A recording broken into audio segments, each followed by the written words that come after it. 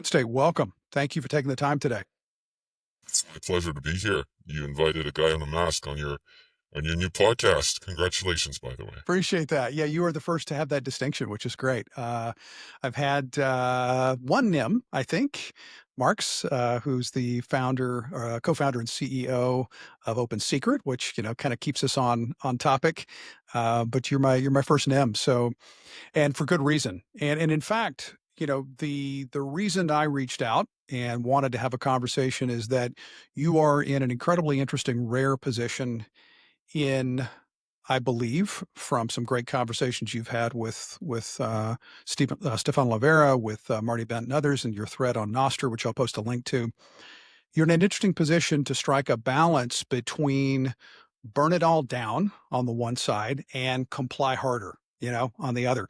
And so I think that's the gist of the conversation I'd like to have with you, is to find what middle point or what middle path is there, if there is one, and to get into certainly your experiences, your insights, and what, if anything, we can do to balance out what to me is an incredibly off-kilter imbalance of power and trust. And so let's start here. You are a NIM for good reason, and therefore, it's not as if I'm going to point people to your LinkedIn or your Facebook profile. You've done it before. I'll ask you to do it again here. Give us an introduction, OpnState, on your background, where you are and how you got there, and what your work looks like to the degree that you can share that. All right. Well, I used to be a corporate banker, and I used to manage accounts for fairly large businesses that had over $1 million or more of corporate lending. And so I used to assess risk. And at one point, I just got disillusioned with the whole exercise. I realized that the entire system, the entire financial system, was really meant and rigged, and it was meant to enrich kind of a very select class of individuals. And this is done through incentives, it's done through, messaging, it's done in a number of different ways, but I saw it and I implemented it. So here I was doing fairly large loans. I was being told that I was helping businesses who needed to have a new warehouse, a new piece of equipment. But really, I saw through that at some point. I was just facilitating a monetary system that was bloated and really incentivized to really help the corrupt make more money. When a bank doesn't have the money it lends out, is that system really fair? Because the borrower needs to pay interest. I saw the huge bonuses. I got huge bonuses. It was great, but I couldn't sleep at night. So wanting to make a difference, I looked for roles, I looked for jobs, kind of at a point where I wanted to make a difference. And I saw a few roles being advertised within my government. So I said, well, you know what? There's no way I'm going to get this. I'm just going to apply. I applied, and it just so happened they needed somebody with banking experience. So they took me on as a policy and legislation advisor, which is what I do currently. I've been doing it for a number of years. And my initial role was to really help create and draft legislation and policy that would help the local industry in my jurisdiction. I work in a jurisdiction with a very large financial sector, financial services sector. And so I saw that as a plus. I said, well, this is my opportunity to really help and really do something that means that will affect change around me. I said, let's do it. So I joined the government, and literally the first day or two after I joined, they asked me, well, do you know what the FATF is? And so I had no idea at the time. I really didn't know. But I had to hit the ground running because my focus changed from banking to implementing anti-money laundering standards, which is what I think you're based in the U.S., that's the Bank Correct. Secrecy Act. Right. Among a number of other anti-money laundering kind of pieces of legislation. So my role shifted very, very quickly. And then I actually helped draft about 12 different pieces of legislation that implemented these anti-money laundering global standards in my country. So as a bit of background, I mean, I'd be repeating myself if I just went through all this again, but my focus of the other talks that I give is really about the subjugation of sovereignty by global standard setting bodies. So I heard you speak about the BSA in one or two of your previous podcasts. The US won't be able to remove or abolish the BSA until it settles its position in those global standard setting bodies. The FATF, the Financial Action Task Force, is the global standard setting body that sets all of the requirements that countries are, for all intents and purposes, obligated to implement when it comes to KYC, when it comes to limits, suspicious activity reporting, recording and detention and maintenance of beneficial ownership information, sanctions, all of those things fall within this umbrella and are to some extent dictated by the Financial Action Task Force. So the Financial Action Task Force is really it's a global forum where unelected bureaucrats like me of various different countries meet and discuss, well, what should we do next? What do we see as a wrong? What can we do to fix it?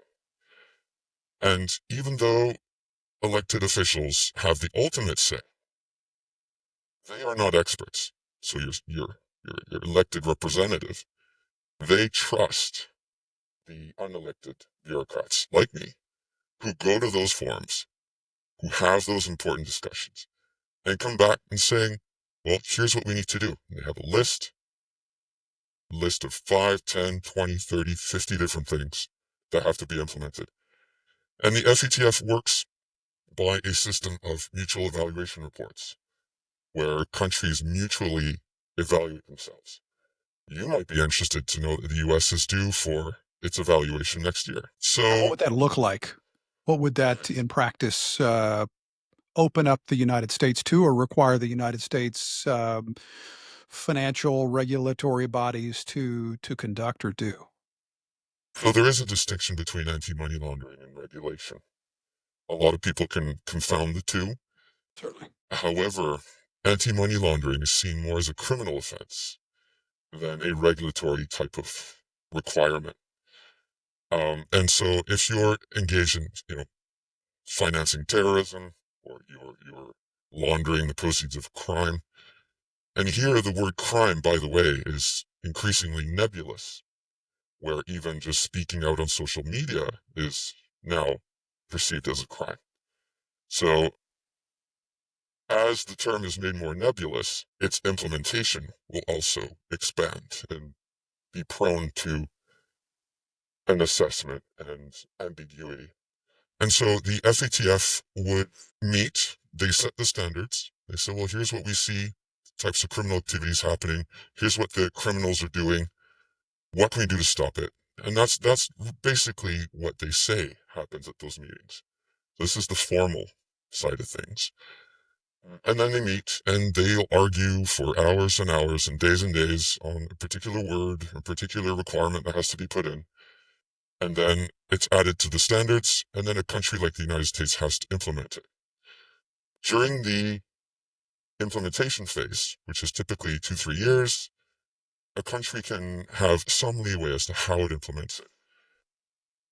However, if it deviates in any way in its implementation, it'll have to justify why it deviated.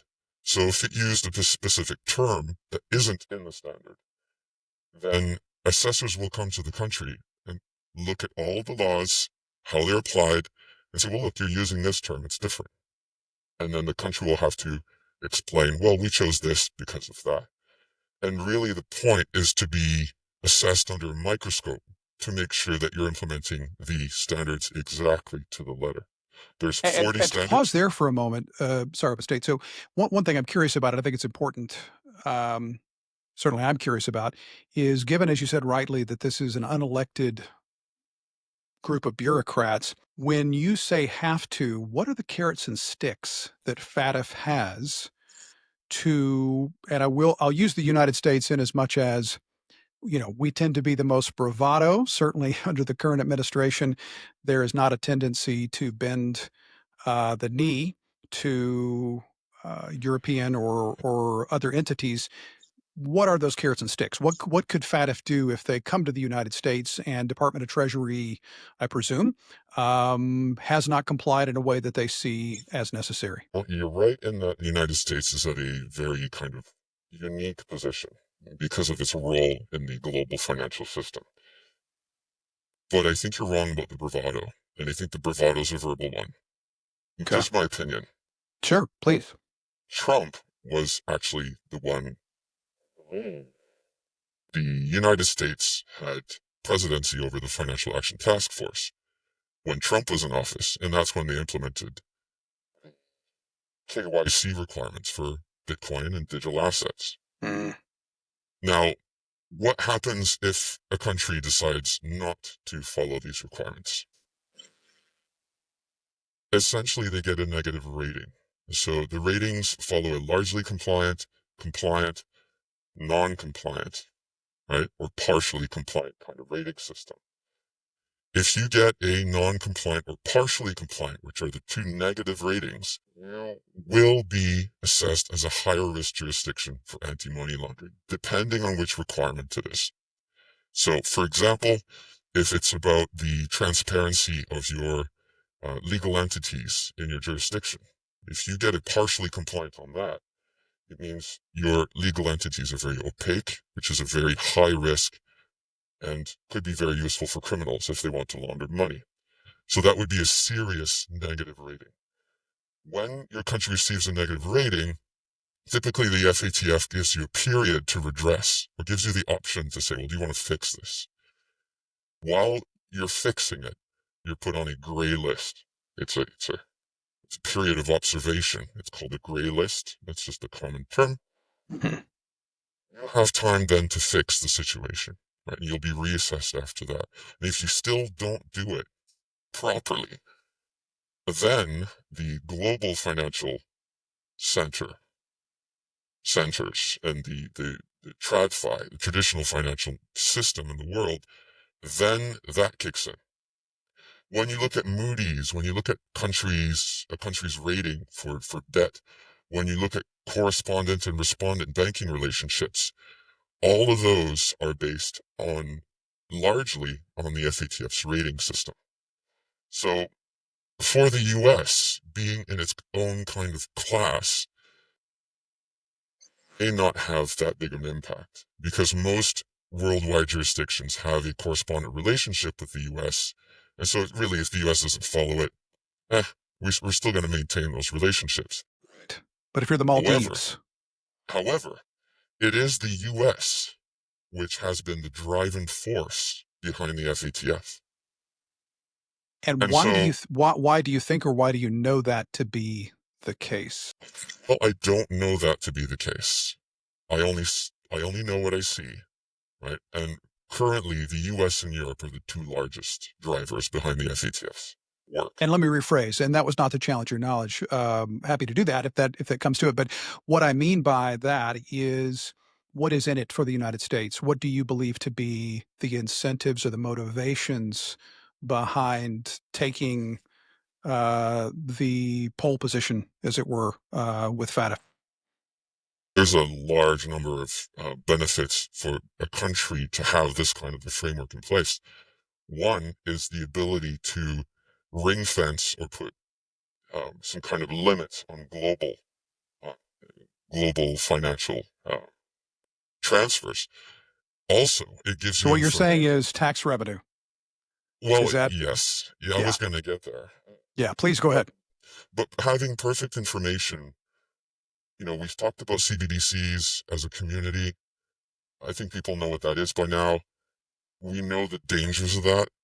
Well, essentially, if you use the traditional financial network through the main banks, if you use your bank account, Yes.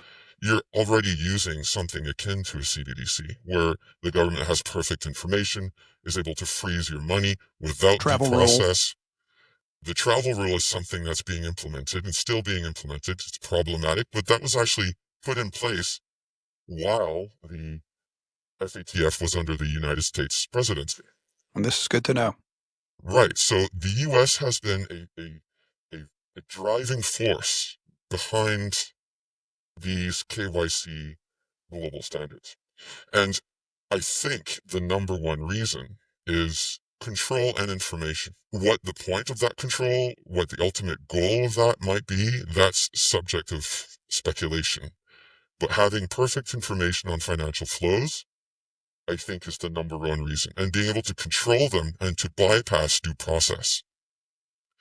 So the FATF, the financial system KYC requirements are really a foot in the door to erode due process and erode our rights. Searching without a warrant used to be illegal. Now it's perfectly acceptable for the United States to do it. For the government to ask a bank for all of your transactions, or to be able For to judicial, freeze. extra legal, toolkit. So all of that is actually possible today because of the FATF and the requirements that it requires countries to implement. For a different country, and I'm talking outside the United States, not following the FATF's requirements has immense consequences because of their relationship to the United States. The United States is essentially the main stick behind the FATF. Most banks, if you're in Uzbekistan, you're in Uruguay, you want to have a correspondent relationship with a Absolutely. U.S. financial institution. And could you quickly, my background, I do appreciate and understand what a correspondent bank is and does. Could you give us a quick primer on that, and as to then why that is so important? The United States was a global trade currency, and take Uruguay, for example. If a certain industry wants to buy equipment or sell their product, it's not going to be done in the local currency. It's going to be done in the US dollar. So those businesses, those people need US dollars in order to trade internationally. And the only way to obtain US dollars is through a kind of clearing relationship with the US banks, like JP Morgan, etc. So a local Uruguayan bank will have a relationship with JP Morgan, which will then allow the bank in Uruguay to obtain US dollars. And once the Uruguayan bank has them, they're able to give them out to the local enterprises so they can trade, etc. So that is the implementation of the stick. And it's basically the United States that enforces this through their traditional banking network. If we back up a bit, and I am curious about this. So coming from, it sounds like commercial banking prior to your role in your government, how did you not know what you were walking into? I mean, is it possible to operate in a bank and not already be buried in compliance requirements, including FATF and other? So where was sort of the disconnect between your role in commercial banking and then stepping in, to the hornet's nest, in my view, in terms of the need now to be part of implementing these standards and these regulatory regimes? You can't see me smiling right now. Are you, are you saying I had bad judgment? Is that it? No, well, one might charitably assume that there was maybe some hopeful naivete, but you Right. tell me. Right. I'll let you know what I saw from the banking side. Right. If a new business wanted to have a relationship with us, we needed to know who their owners were, who the directors were. We need to have KYC on all those people. We as a bank had perfect information on the accounts, the usage, the balances, the type of financial activity going on. We'd see through their financials, where they are, where they stand, etc. So a bank is used to receiving all the information it wants, especially if there's a lending relationship. So for me, that's what I saw, and I saw the justification for it. Now, going to government, that's when I realized that the government also obtains this information. And that's something I didn't know. I didn't know the extent of the anti-money laundering requirements and what happens behind the scenes. And that's really why I created this NIM, is so that I can speak out, speak freely, and just alert people that this is happening. It's getting worse. You have the CARF system, which is coming in 2026, the Crypto Asset Reporting Framework. That's spearheaded by the same organization that's responsible for the FATF.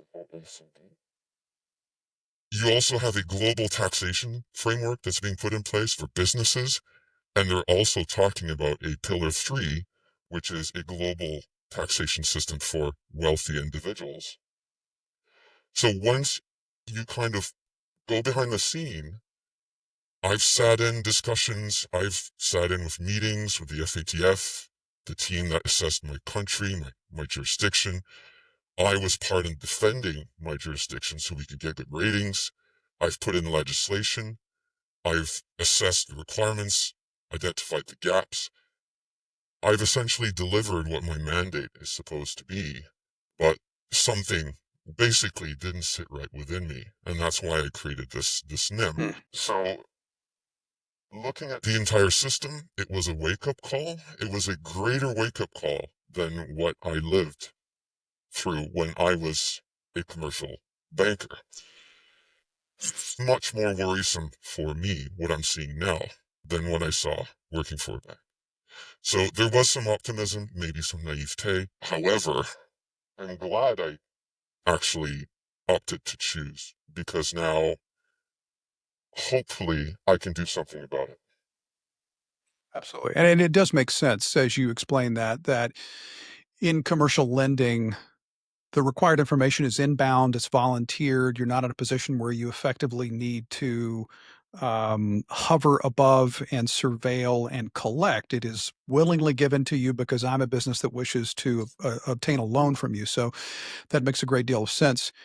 So you are, to sort of summarize and take this forward a bit, you're a civil servant implementing uh, local implementations or putting in place local implementations of global standards. You've touched on this. What are some of the key observations that you can share that have shaped your view on how much damage these policies do, how much trust they erode between one's government and the individual? And I'll add one thing. I think there will be a percentage of the audience, and I've had previous conversations recorded on this with other guests, who I think understandably look at KYC, they look at the Bank Secrecy Act or equivalent, and they, some would say naively, some would say, in a good-natured fashion, think, well, of course, just like 2% inflation in the United States. Well, of course, that's the way it's done.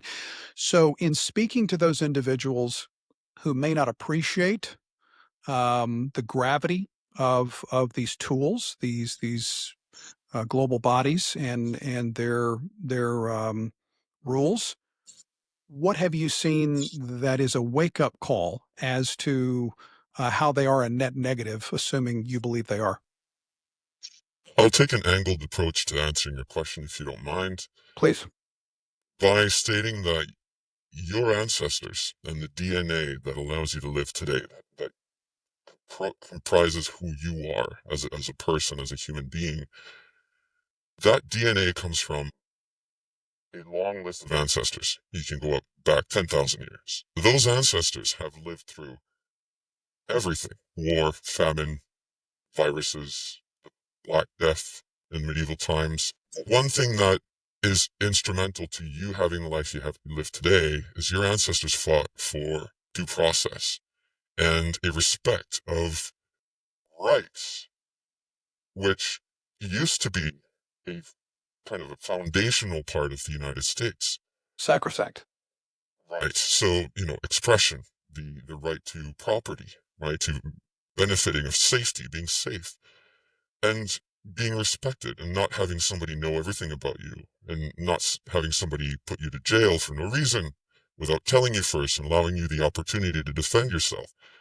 We take those for granted, but they didn't just arrive. It wasn't the government that gave those to us.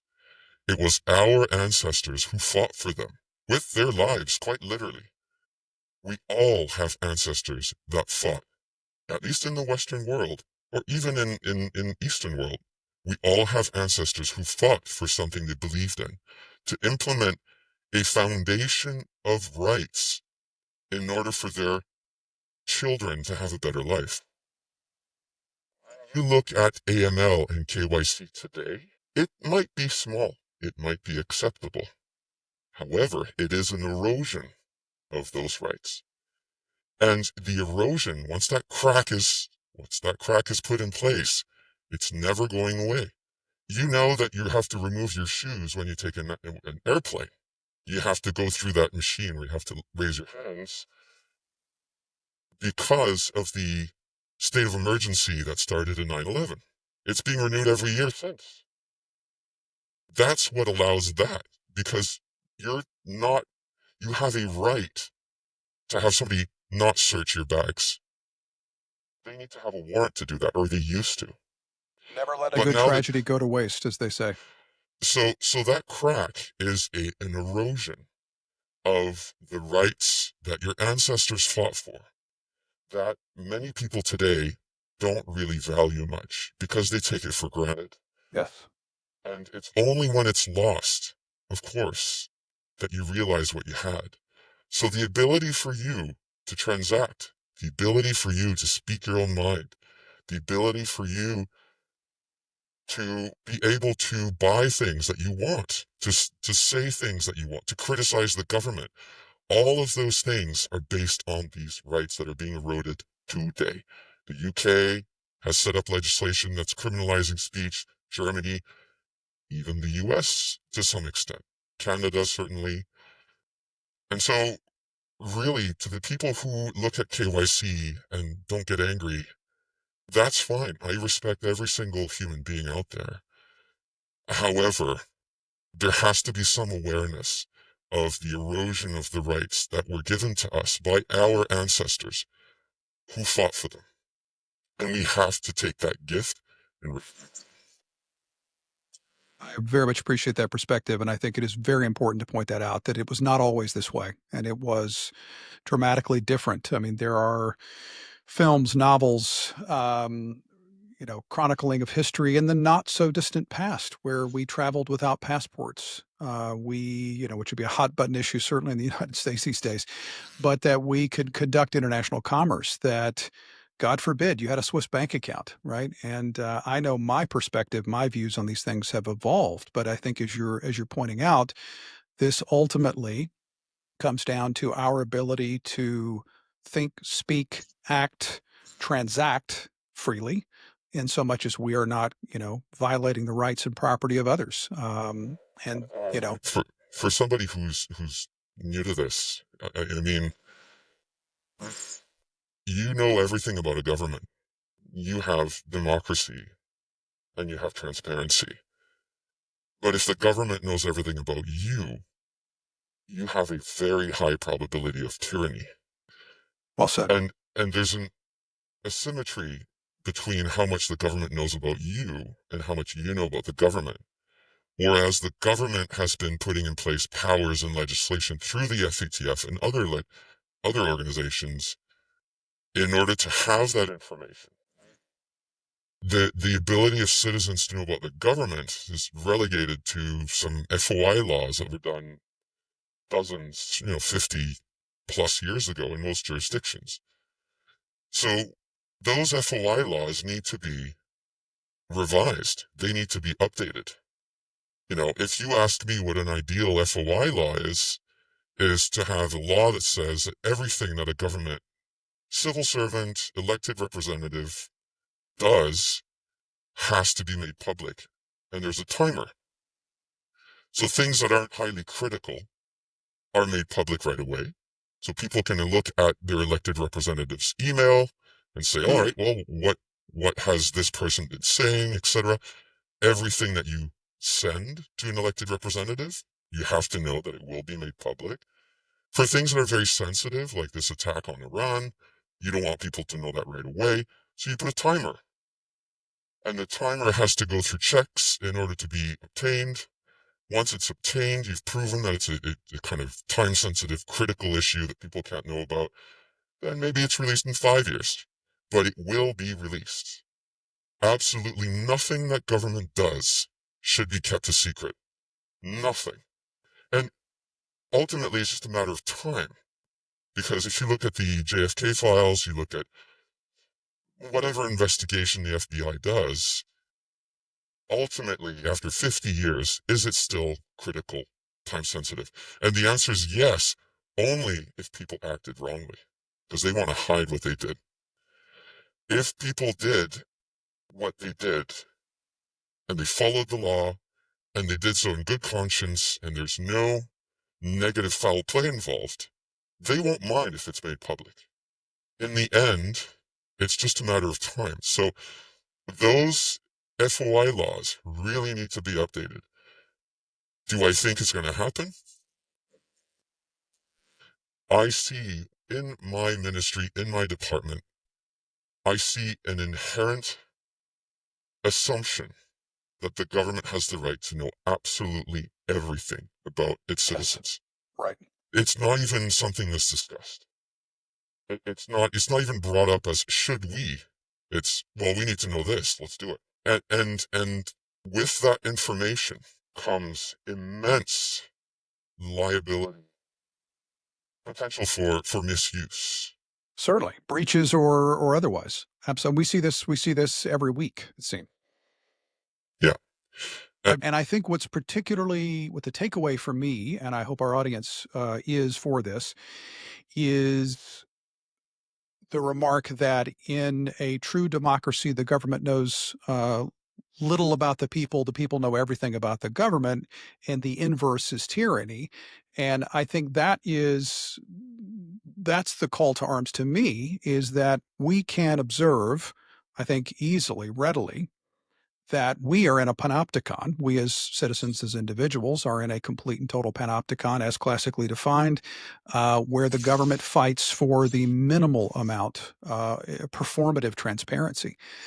So the question, I think, is what have you seen that has most ignited or informed your perspective? I don't know if you care to add any particular examples. Again, I know that can be touchy, but I think you have more than adequately addressed at a macro level why the inaction or enacting of these rules and these bodies is a tremendous problem. I mean, there's a lot of different threads that I could pull here. Let's just pull on one, say incentives. And there is one that I do want to pull. And, I will use the opportunity to speak with you to kind of release something that's been near and dear to me for a while. But let's just start on incentives within government. For a civil servant like me, right? Now, some civil servants, most people are like, well, they're getting paid a lot of money. They have huge pensions. They have all these benefits for working within government. Yes and no. Most of the money is made when a civil servant goes back to private sector. Sure, the revolving door. They'll use their experience, their connections within the government to sell themselves, and that's really where they make the money. Every civil servant knows this.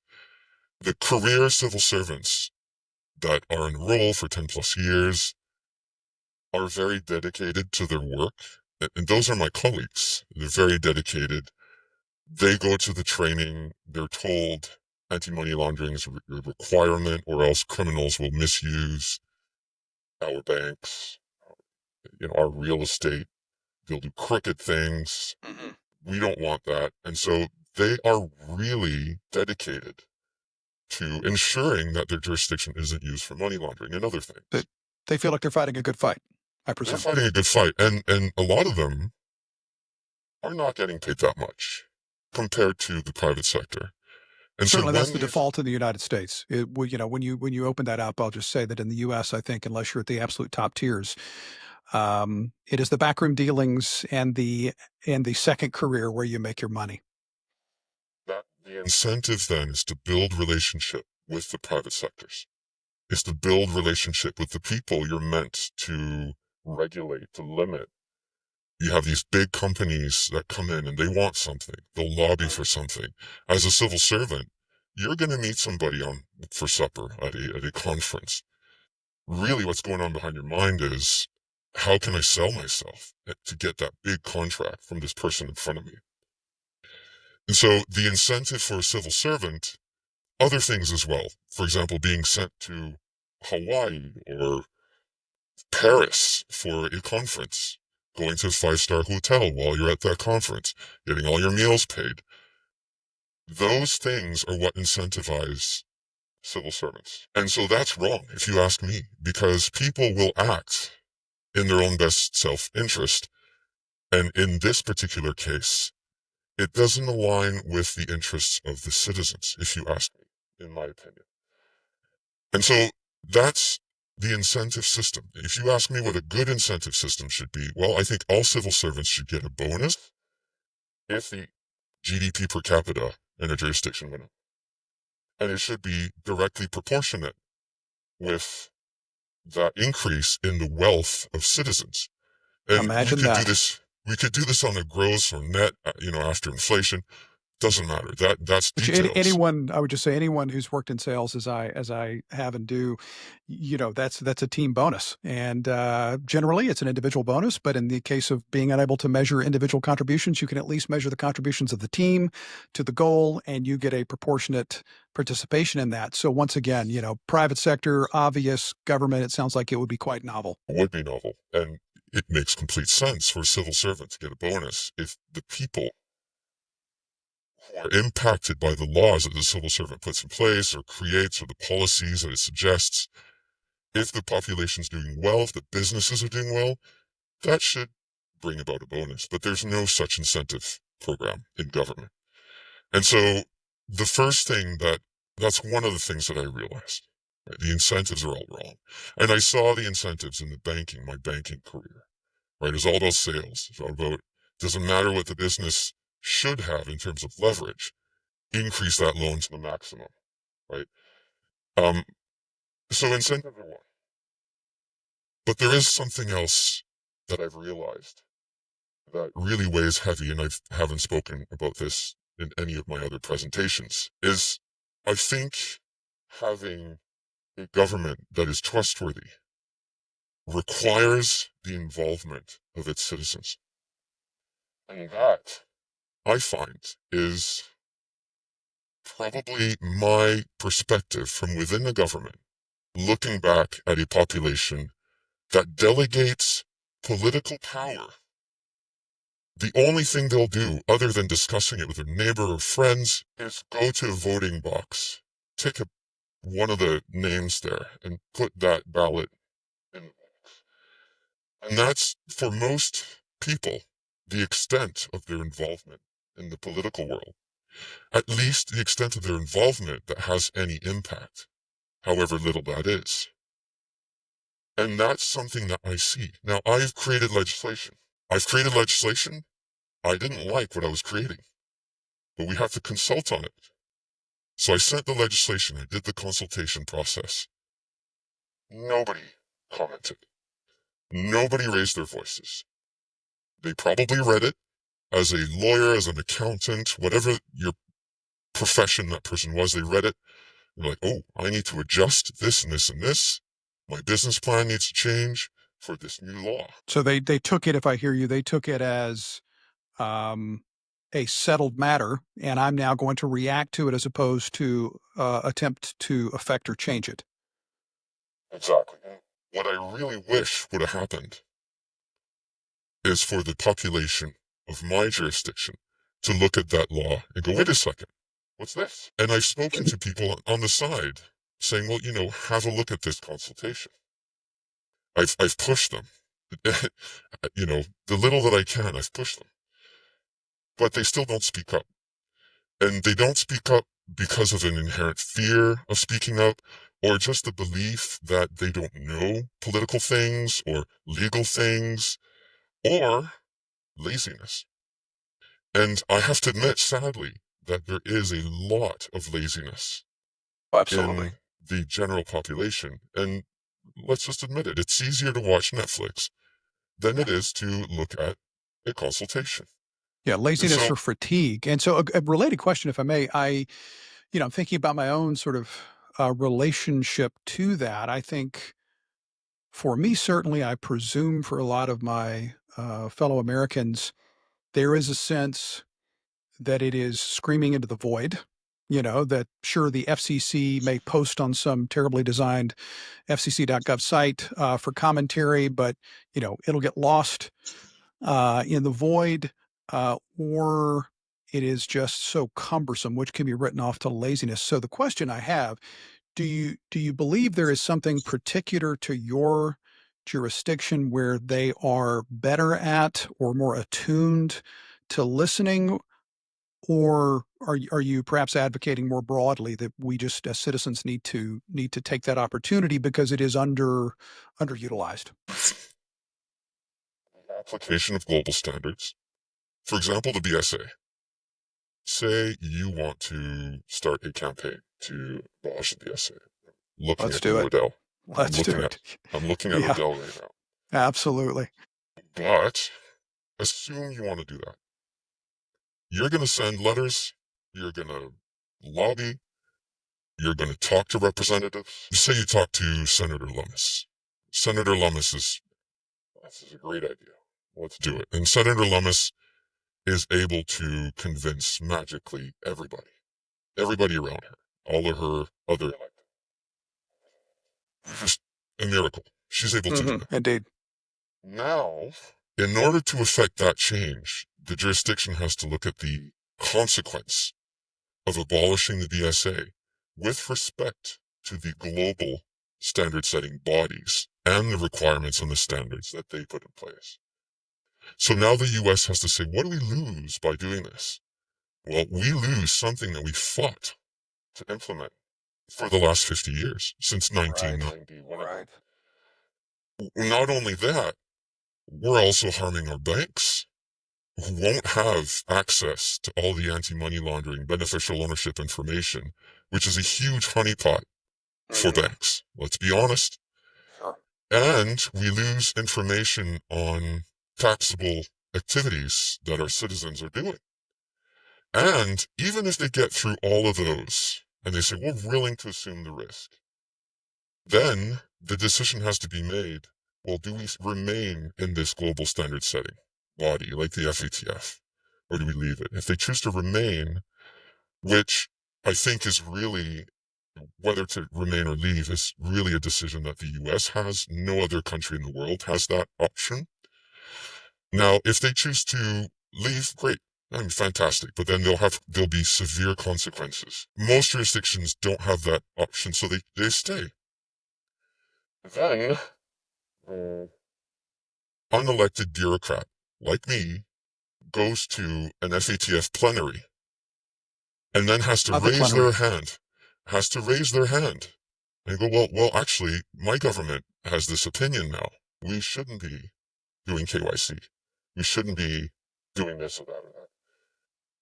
There's 40 other countries in the FATF membership that you have to convince at that level in order to remove that requirement. So not only is it a miracle for Lummis to have convinced everybody in the US, Multiply that by now, 40. right, all that effort times 40. Because now you have to convince a majority of these, 20. You have to convince a majority of those other jurisdictions to remove that requirement. So this is a centralization of policy making and development. And that centralization essentially removes your ability to have an impact or a say on what you have to, what governs you. These global standard setting bodies, there are global standard setting bodies for all consequential policy in the world. Doesn't matter what it is. Even fruit. The OECD has a fruit standard on how banana should look. Of course. It's important. You don't want a banana to have less than 2.5 fingers width so that to be able to peel it. There's global standard Central planning. settings. Central There's planning.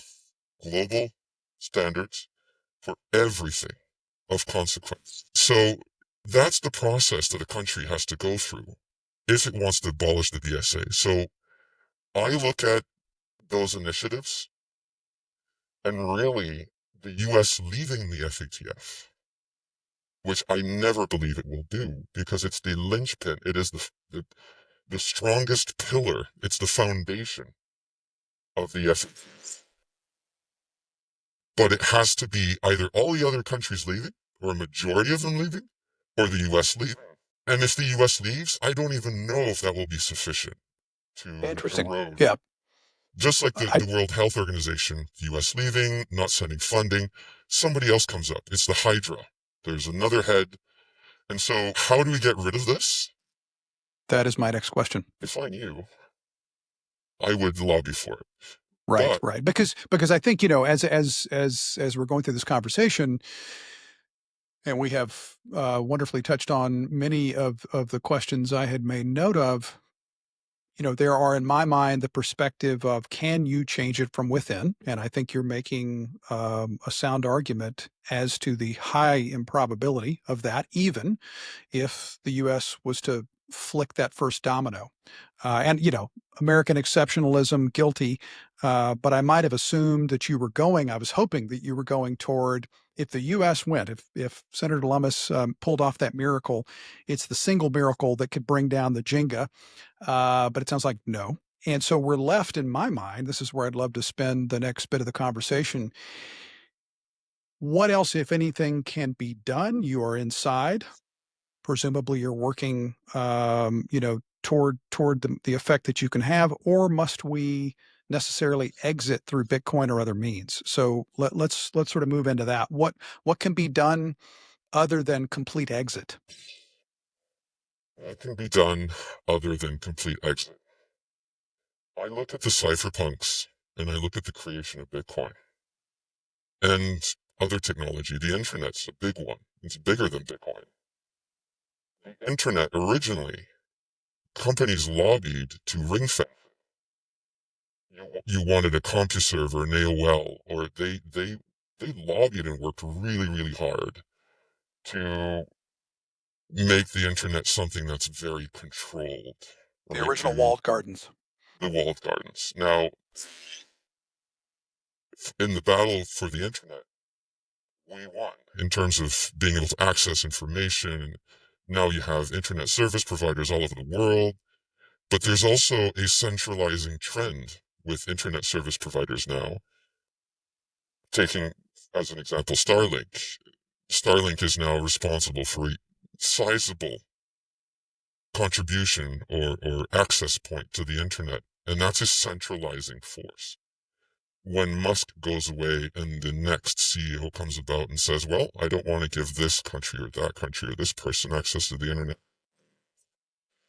So the internet now is, and we look at big companies, the internet is essentially Google and Facebook and a few countries, not countries, organizations, companies, and the internet is centralizing little by little. So the internet is a good example of what we could do financially. We created Bitcoin as a protocol. We're able to transact.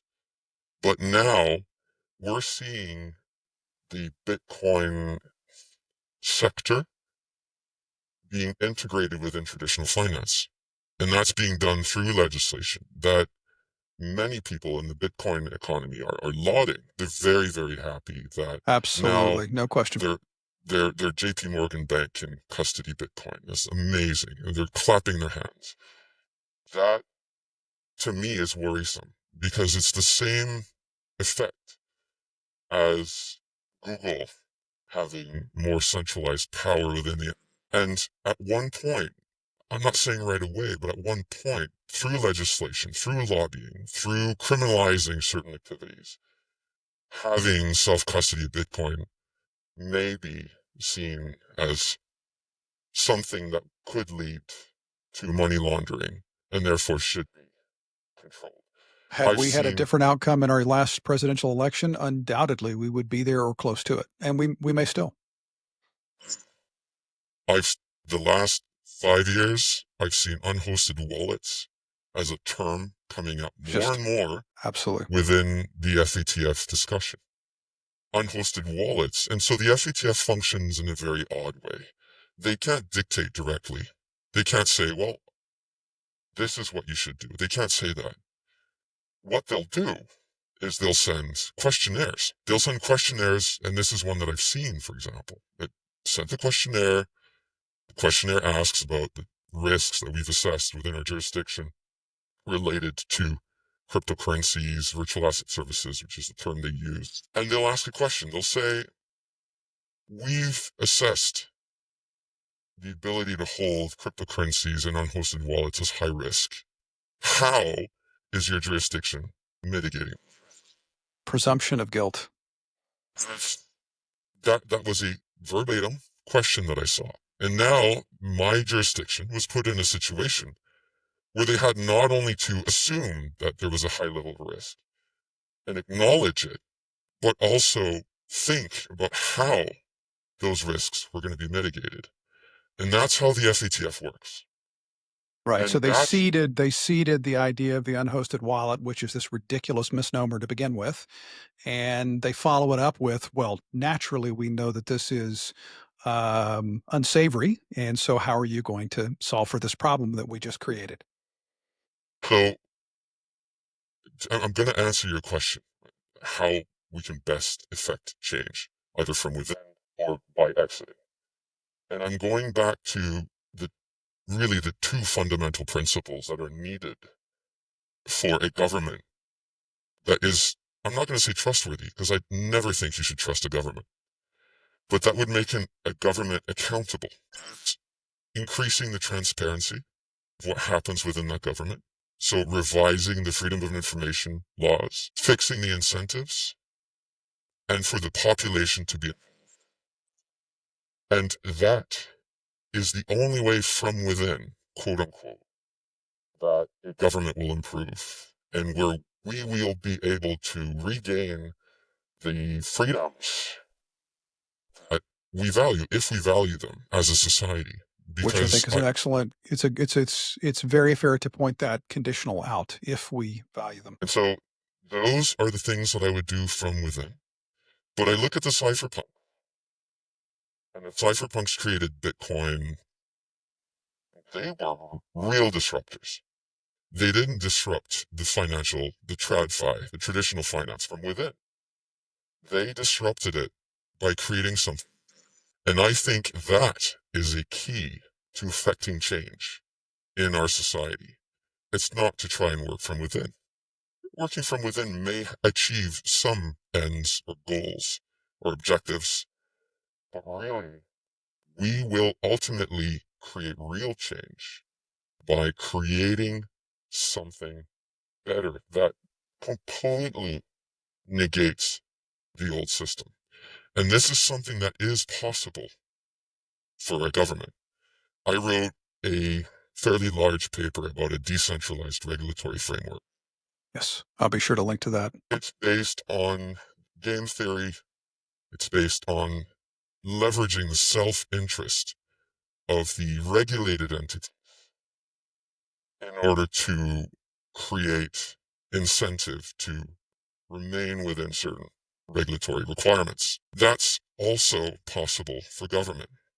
We don't need to have a top-down stick, gun to your face, boot on the head approach to regulation and supervision and governance in general. We are at a point where we have the technology, we have the ability to create tools, and a new governance system will create a government that is completely transparent. If you look at 240 years ago, when the US Revolution happened, the Constitution created this amazing framework that worked at the time. United a population that had similar values, similar desires, and it created a foundation that enshrined those values and those desires. And because you didn't have telephones, you had to communicate through couriers, it was very localized. It didn't make sense to have everything done in Washington because it would take weeks or months to get there. And as the technology for communication improved, so too did centralizing government functions. It doesn't make sense to have 5 people in every state doing a function when you can have 10 in Washington doing the work of hundreds. And so Although in this practice they get both. Right. Now they get both. They get to have the that's that's employees, yeah, that's at the state level and the that's fed. But I take your point. that's cynicism. You know, you're Yeah, welcome it's to it. yeah, it is. It is. Um, and so when by this change in communication, we've had a centralizing force, and we've also had a polarizing of society. I don't even know today if the U.S. citizenry, and I'm talking about the U.S. because I assume people will be watching this or from there. I don't even know that the U.S. society has a common ground set of foundational beliefs and values that can unite the entire country. When it comes to That is a big immigration, question right now. if you look at Certainly. immigration, if you increase immigration, you satisfy 50% and anger the other 50. If you restrict immigration, vice versa. If you allow guns, you satisfy 50%. If you allow drugs, marijuana, and so, Decriminalize. Yeah. and you can't have, I mean, libertarians are all about localizing governance. However, think about it. If you have immigration policies or gun policies where one state allows guns and another state completely bans them, you need suddenly to have a frontier, a barrier between them, and you need to search all the vehicles going back and forth to make sure that guns are not going from one to the other. Is that so? You can't really localize, and it used to be something that the entire population, I assume, or a large part of it, agreed with. Citizens have the right to bear arms, Mhm. and it worked. However, society's norms and values have changed, and there's a polarization of values and opinions. And so I don't even know now if there's a common ground, sufficient common ground, to reestablish some kind of federal government without alienating 50% of the population. Yes. No, it's a great point. There is a political cartoon, I believe, from the New Yorker that I often post, and it was printed just after 9/11. Jonick is the fellow's last name, and it Uncle Sam is at a table, and the person behind the table is getting ready to wrap a gift, presumably, and behind him is "Stop Terrorism and Protect the Children." And the gift in question, from the perspective of Uncle Sam, is corporate control of free speech or internet speech. And so the point being, how would you like this wrapped? And so, to your point, I think that is where we are largely in the U.S. Is everything is a poll. One of my prior guests, my first guest, John Robb, writes a lot about tribes and swarms, as he calls them, political swarms, the red swarm, the blue swarm. And so it is an excellent point that to arrive at consensus will be very difficult here. But let's take it here, where, if anywhere, be it looking to your paper and your proposed approach, or otherwise, have you seen bright lights? Are there jurisdictions where you're seeing them move toward the kinds of transparency, the kinds of accountability that you see as being a viable option, again, other than just individuals exiting by way of Bitcoin or otherwise? Well, the Financial Action Task Force global standards have to be implemented. I think it's 127 different jurisdictions. And so, I may just point to one of the jurisdictions that, isn't implementing those standards, but they're not places that you want to live. North Korea and whatnot.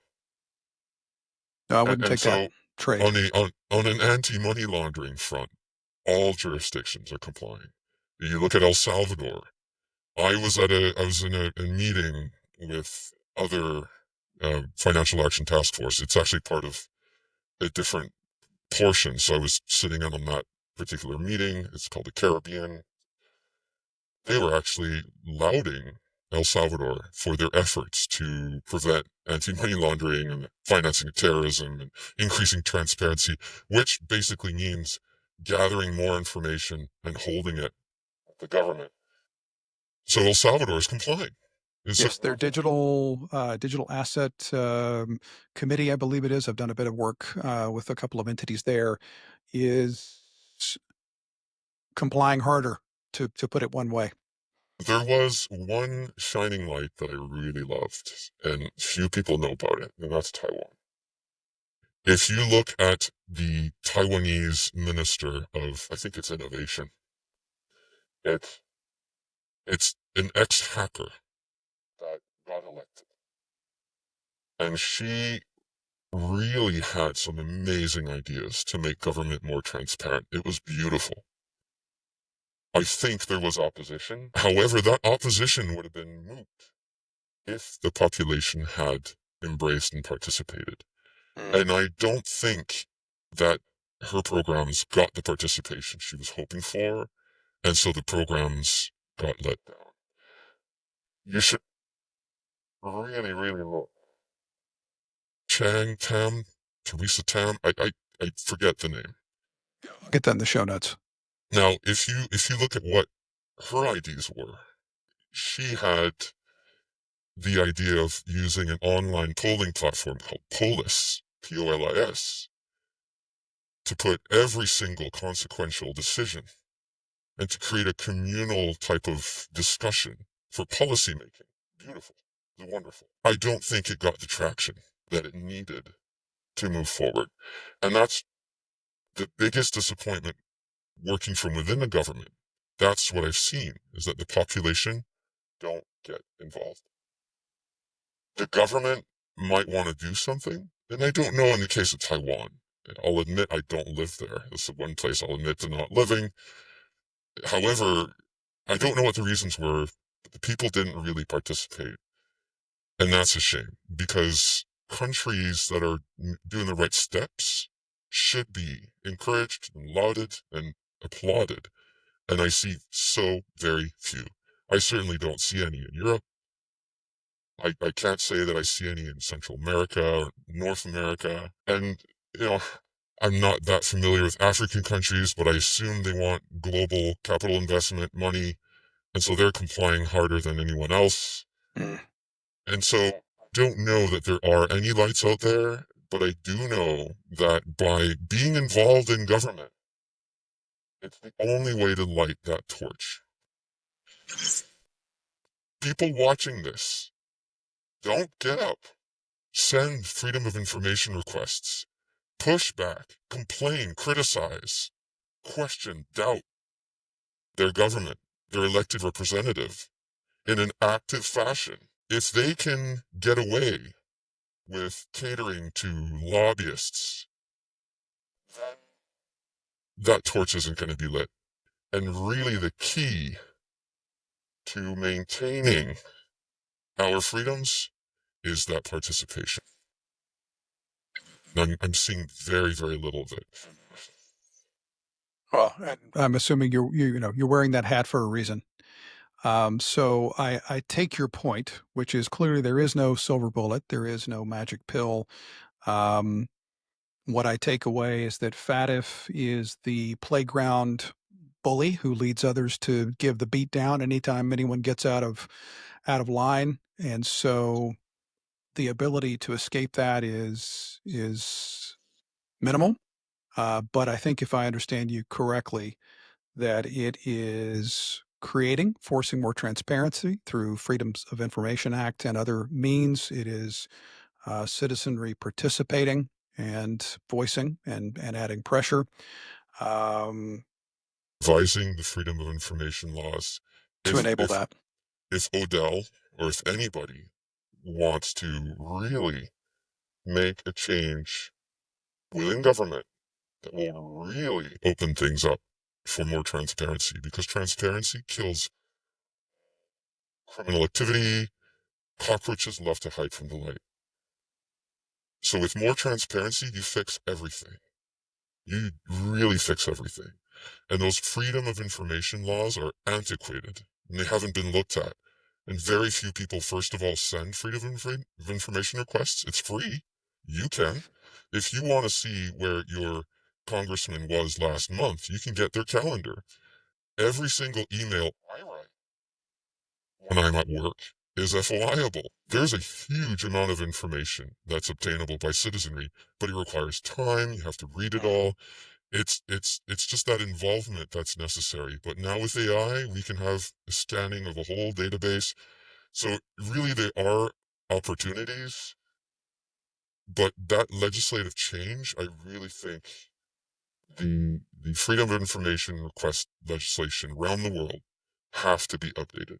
The fact they're there is great, but the government right now knows so much more about us, and we know so little about it. It's a great point. I'm reminded I'm not on Twitter X anymore, but I see, I get a link now and then, and there's an individual who goes by Data Republican, lowercase r, as she says, I believe, who is a data scientist and is, I think, using open source intelligence largely, open source intelligence. I don't know that she's conducting FOIAs, but I believe, in my mind, is a great example to your point of applying modern tooling to being able to rebalance what would otherwise be overwhelming. In the case of the data you would receive from a FOIA, and I'll be sure.